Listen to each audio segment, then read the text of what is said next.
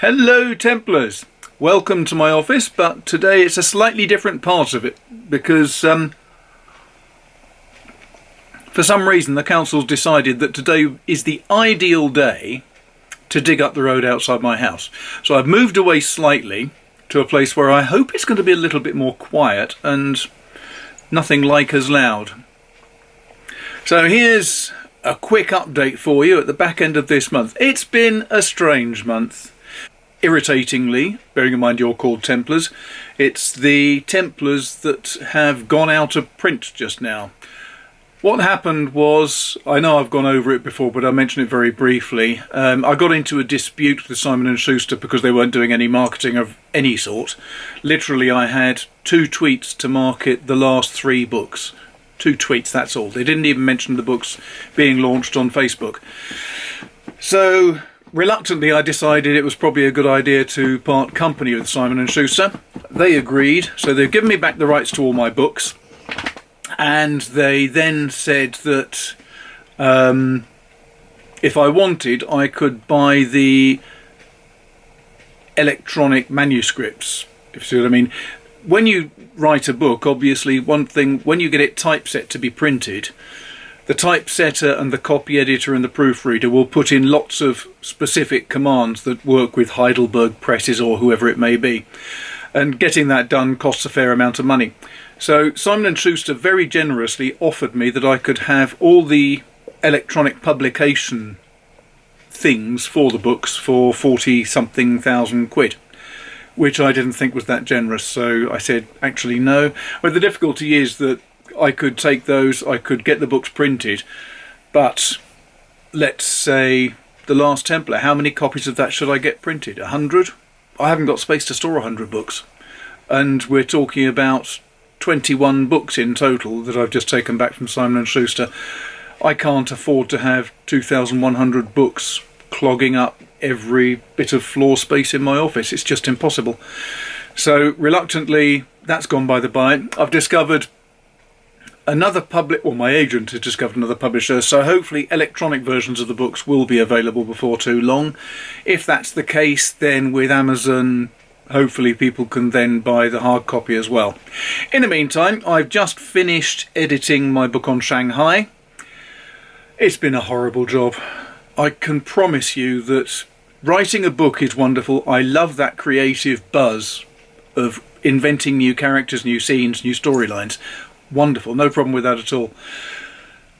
And then when you realise that there's a problem, you've got to go back and edit it. Well, when I'm writing a book, I must reread every scene 20 to 30 times.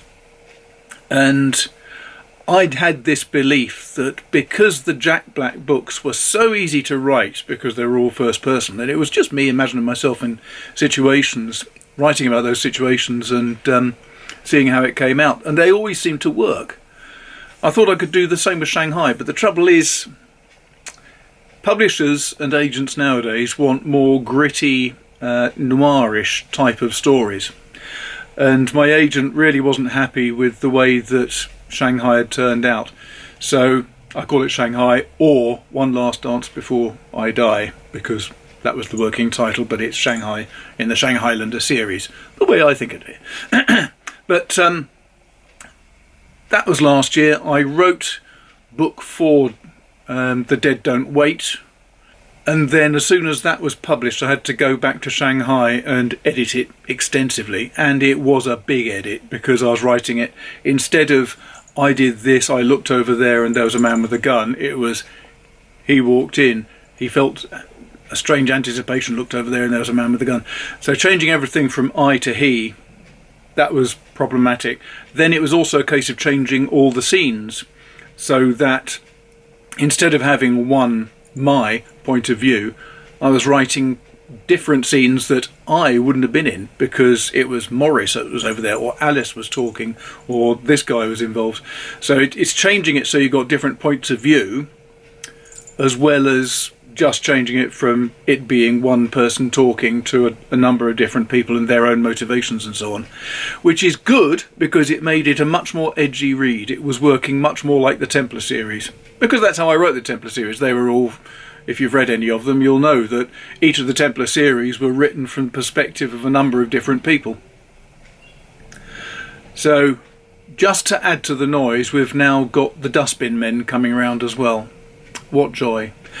I apologise if there's going to be the noise of breaking glass and tins rattling. That's what happens. So that was all good. At least I finished that last Friday. In fact, it was Saturday, 2:30 in the morning. I finally broke it up into chapters and sent it off. And now I'm on Jack Blackjack Bloody Mary series number 5, which is fun. It's going under the working title of number 5 because I haven't got the faintest idea what it's going to be called yet. But I know what the story's about, which helps because I've got to write this in the next 8 weeks. This book has to be done for early December, mainly because I gave myself a stupid deadline with it, but I have to get the book done before Christmas because it's just impossible to write over Christmas.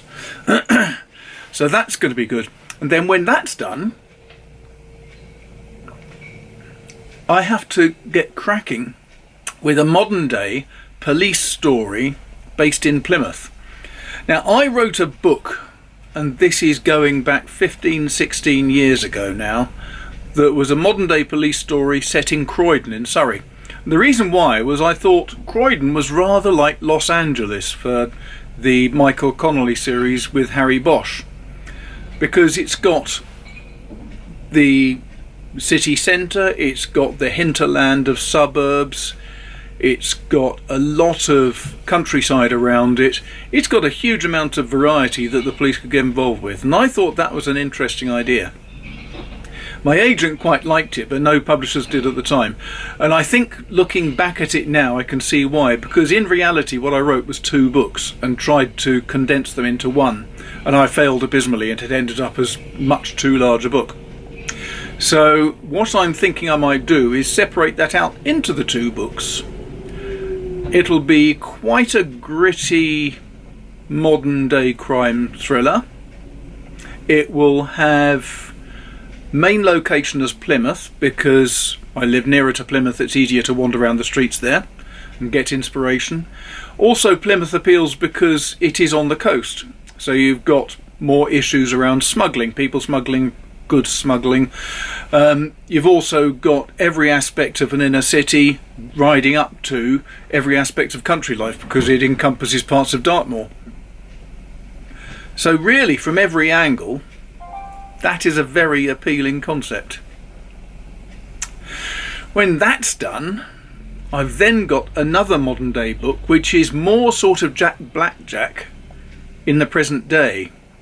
But that's a different theme completely. That's not about a policeman, that is a private investigator or a private detective, and a reluctant private detective, let us say. He's not someone who actually wants to get involved in crime and the like. He's just someone who gets thrown into it. That should, I think, be quite good fun. However, before I can do any of that, this next couple of weeks are going to be tied up with trying to learn a lot about other crime writers. There's a group in the States called the Smithsonian Travel Company. I think that's the correct name. And they organise tours every so often around the UK.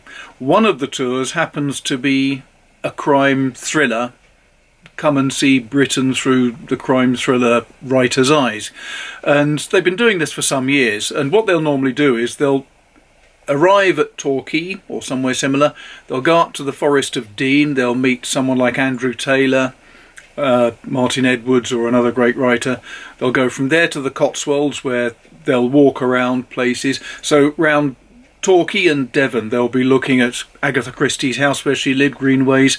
They'll go around different places that inspired her books. They'll go onto the moors so people can see where Sir Arthur Conan Doyle wrote Hound of the Baskervilles, for example, get some inspiration there. Then they'll go up, meet Andrew Taylor, Cotswolds, where they'll be talking about Miss Marple type stories, village life, how that affected the stories. From there to Oxford, where they'll talk about Colin Dexter, Dorothy L. Sayers, other people who have been based in Oxford, and then up to London where they'll be talking about Dorothy L. Sayers and Simon Brett and P.D. James and all sorts of others. And they have a great tour guide who does all of these events. She knows the area and she knows her subject very well. Unfortunately, she's had an illness in the family and can't do it this year. So I was contacted by the Smithsonian and asked, would I do it? And I said, well, yeah, I suppose so. What exactly do you want me to do? And they ran through it, and it's actually really fascinating. It's very interesting idea. There'll be about 30 people coming on the tour, apparently. And I'll be meeting them on the Friday night, which is 2 weeks this Friday, I think. Actually, no, it's 1 week this Friday coming. Oh dear. And I'll meet them down in Torquay, give them a talk about Agatha Christie, and then we'll go and start travelling around the country for the following 7 days, meeting different authors. I'll be chatting about the locations, how they might have inspired the authors, what inspires me as a writer, all that kind of thing. That should be really, really interesting. It'll certainly be very different. It's not something I've ever done before. Me as a tour guide.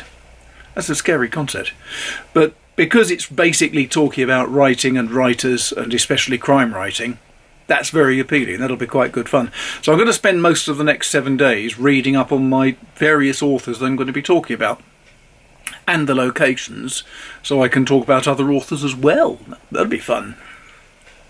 But yes, it's nice as a writer to get away from home, away from the desk, and see a different side of life. It's also nice as a writer to meet people, because that's one thing as a writer I rarely do. I'm stuck in here in an office. I go out and walk the dogs once a day, but pretty much that's about my total involvement with the real world, which is sad, isn't it? So this is going to be great fun, I hope, and quite challenging. In the meantime, I'm still organising the conference for the Crime Writers Association next year. I've got some really good speakers, so that hopefully is going to go well. But it is a very daunting thing to keep so many irons in the fire and so many ideas going. I've learned the benefit of making lots of lists just now. The only trouble is I make lists and then I lose the darn things. I've lost 2 lists this morning. I've had to rewrite them. Hopefully I haven't forgotten anything on the main things, but I probably have. Anyway, that's, I think, about it for now. Thanks a lot for your continued patronage. Hope this is interesting. If you've got any questions or comments, do please put a note down the bottom, because I do respond to everybody who asks any questions, and it lets me know that people are watching. Otherwise, I just think I'm wittering to a camera for no purpose whatsoever. Thanks very much. Take care, and I'll speak to you in a month's time or so. If I can, I'll do it nearer. I'll do it sooner, but you never know. Thanks a lot. Take care. Cheers.